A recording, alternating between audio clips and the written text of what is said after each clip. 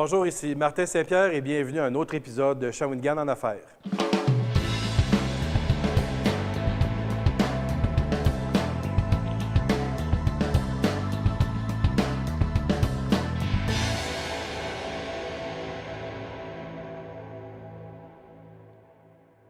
Cette semaine, dans cet épisode, je vais rencontrer 4 restaurateurs, pâtisserie Le Palais, Ose et Tout, Spatule et Ganache et Rôtisserie Fusée. Allons les rencontrer ensemble.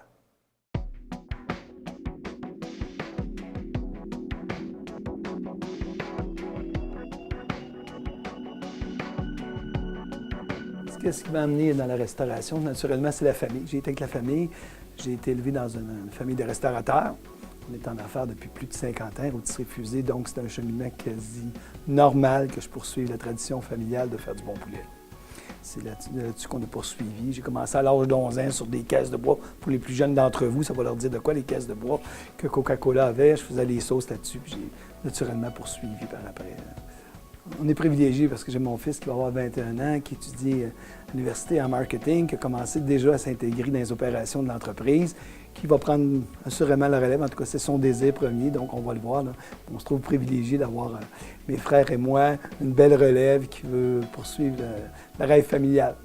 Le défi qu'on a traversé, je dirais, en tout cas pour ma part, le plus grand, ça a été de partir d'une entreprise familiale et amener ça à un réseau de franchise.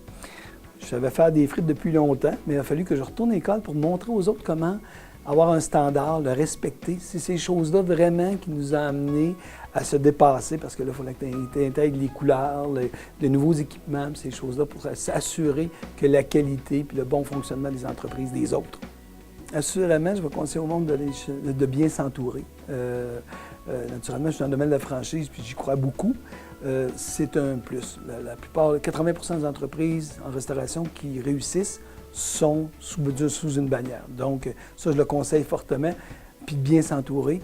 Puis avoir le support de sa famille. Parce que les premières années, je dis toujours, amène des photos avec toi parce qu'il y a bien des fois que c'est ça que tu vas avoir le souvenir de ta famille. C'est là que ça se passe parce que les fêtes des mères, Noël, ces choses-là, tu ne les verras pas. Tu vas être derrière tes fours, puis tu vas permettre aux autres de bien festoyer par rapport à que tu vas leur donner de la bonne nourriture.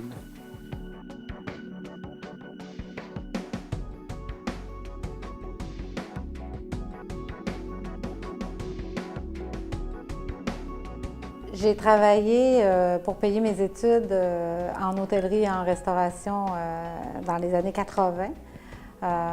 Je me suis ramassée à Montréal avec le Montréal Trust en redressement d'hôtels. À force de relever des hôtels pour une banque, je me suis dit à un moment donné, pourquoi pas le faire pour moi? C'était peut-être la fibre entrepreneuriale que j'avais en moi. Et c'est ce qui est arrivé dans les années 98-99 où j'ai décidé de partir ma propre entreprise en gestion d'hôtel et d'acquérir en 2001 mon premier hôtel, en fait. Pour se lancer, il faut, je sais que ça paraît cliché, mais il faut s'entourer de professionnels externes et s'entourer de professionnels internes. Quand je parle de professionnels internes, c'est vraiment l'équipe, les employés, les cadres. Si on est mal entouré, on ne peut pas, à la grosseur de l'entreprise, tout voir, tout gérer, tout prévoir, puis faire évoluer l'entreprise en même temps. Alors, je dirais que c'est de s'encadrer. Sans équipe et du côté interne de l'entreprise et du côté externe de l'entreprise, on n'est rien.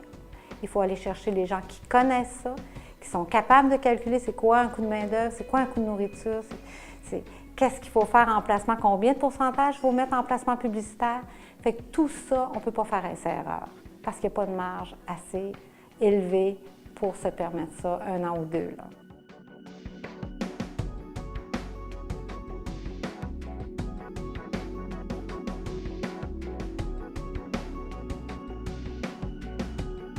Je crois que ma plus grande qualité en tant qu'entrepreneur peut, pour certaines personnes, être aussi un défaut. Moi, ce qui me démarque aussi, je pense, c'est mon caractère de cochon, ma tête de cochon qui fait en sorte que je suis rendue là aujourd'hui, que j'ai jamais lâché le morceau, que j'avais un objectif en tête. J'ai tout fait pour y arriver avec des bonnes, des moins bonnes journées, des embûches, des belles choses. Puis c'est ça, c'est le fait de m'acharner, si on veut, en tenant mon bout. Puis c'est là que je suis rendue, c'est là comme ça que je suis arrivée là. Le plus grand défi que j'ai affronté, je crois que c'est le fait d'aller vouloir aller trop vite. Des fois, on a une idée, on dit « OK, on est prêt là », mais des fois, il faut vraiment être certaine ou être certain qu'on est vraiment rendu là. Pas brûler d'étapes, s'en tenir à notre plan de départ, garder le focus sur une ligne directrice puis jamais la lâcher. C'est vraiment ça. Des fois, je suis portée à dire « Ah, bien, il me semble que je serais rendu là, mais non, on finit une tâche puis après ça, on en commence une autre. » Quand on est en lancement, le but, c'est de se faire un plan de départ.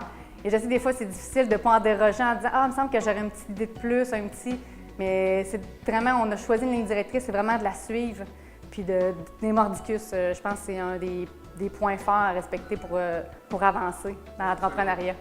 Mon meilleur coup, si on veut, depuis le début en entrepreneuriat, je crois que c'était mon côté fonceur. J'ai essayé de sortir des sentiers battus. Pas tout le monde qui était d'accord au départ avec moi. Maintenant, j'ai de plus en plus de monde qui croit en l'histoire.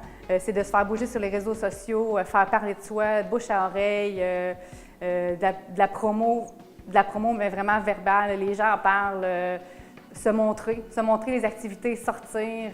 C'était vraiment un coup pour moi, un coup de cœur d'entrepreneuriat de faire ça, de me montrer. Puis d'aller à l'avant-garde de produits.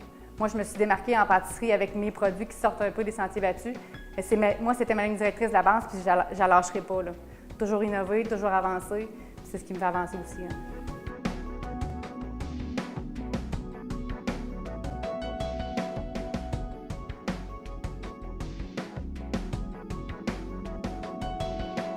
J'ai suivi un cours en alimentation, j'ai été travailler en déficience, puis je suis revenu encore à la restauration, j'ai retourné en déficience. Je suis revenu en restauration, puis depuis ce temps-là, ça fait 21 ans que je suis dans le domaine de la restauration. Le côté sucré, gâteau, ça m'a toujours intéressé. Donc, là, je suis dans mon dada. Je m'amuse en masse. Bien, le plus grand défi, c'est de garder la qualité du produit qu'on a présentement, parce qu'on travaille juste avec de la crème, juste du beurre. Donc, c'est le plus gros défi qu'on a, garder la qualité de chocolat qu'on a, de crème. Et puis, c'est ça, c'est de garder la qualité du produit. C'est ce qui est le plus gros défi dans l'entreprise. Donc, il faut garder un produit qui est bon, qui est de qualité, mais qui est un prix abordable aussi pour pouvoir garder toute notre clientèle. Parce qu'on ne veut pas aller chercher juste la clientèle haut de gamme, on va aller chercher monsieur tout le monde. Donc, c'est ça, il faut garder un prix qui est quand même accessible à tout le monde, justement. Bien, le conseil que je peux donner, c'est d'avoir la passion pour l'entreprise qui veut partir. Mais il faut une grande passion parce que c'est pas juste un an, ça fait 21 ans, j'ai encore sa passion-là. Et puis, des défis, on en a à toutes les années, on en a à tous les mois. Donc, il faut vraiment être très passionné de ce qu'on veut faire. Fait que c'est pas à court terme, c'est à long terme. Fait que c'est la passion, puis d'être tenace.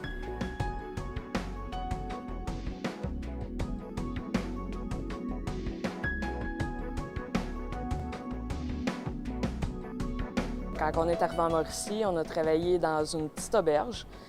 C'est là qu'on a découvert plusieurs producteurs. Sauf qu'en restauration, justement, tu es obligé d'avoir des menus préétablis par saison. Donc, les nouveaux produits qui s'offraient à nous, on ne pouvait pas les prendre. On trouvait ça dommage. C'est de là qu'on a décidé de partir le traiteur pour pouvoir offrir tous les produits qu'on pouvait retrouver là, en Mauricie. Dans le fond, notre mission, c'est de faire découvrir aux gens les différents produits qu'on retrouvait en Mauricie. Parce que nous, on vient de la Montérégie. Puis tout le monde nous disait en Mauricie, qu'est-ce que vous allez faire là? Il n'y a absolument rien. C'est tout le contraire. On retrouve de tout, de A à Z en Mauricie. On peut bâtir un menu à pratiquement 100% Mauricie. Le plus grand défi, c'est de se distinguer justement des autres, être vraiment différent parce qu'il y a vraiment beaucoup de compétition. Là. Quand on a fait le cours lancement d'entreprise, j'y étais vraiment au minimum, puis j'avais au moins là, 50 compétiteurs là, en tant que traiteur. Donc, ça a été vraiment de se différencier des autres, vraiment pour se démarquer. Puis ça a été vraiment ça. Le conseil que je donnerais à quelqu'un qui voudrait partir son entreprise, soit en traiteur-restauration, ça serait de toujours garder la passion qu'il a. S'il a voulu démarrer une entreprise, c'est qu'il y a une passion, de croire en soi, puis de ne pas se décourager. Il y a beaucoup d'embûches, il y a beaucoup de gens qui vont vouloir nous mettre des bâtons dans les roues, mais que quand on croit en soi puis en son produit, c'est beaucoup plus facile. Merci d'avoir été parmi nous pour cet épisode de Shawinigan en affaires. Dans notre prochaine capsule, je vais aller rencontrer des entrepreneurs provenant du secteur de la santé. Je vous donne donc rendez-vous. Merci et à bientôt.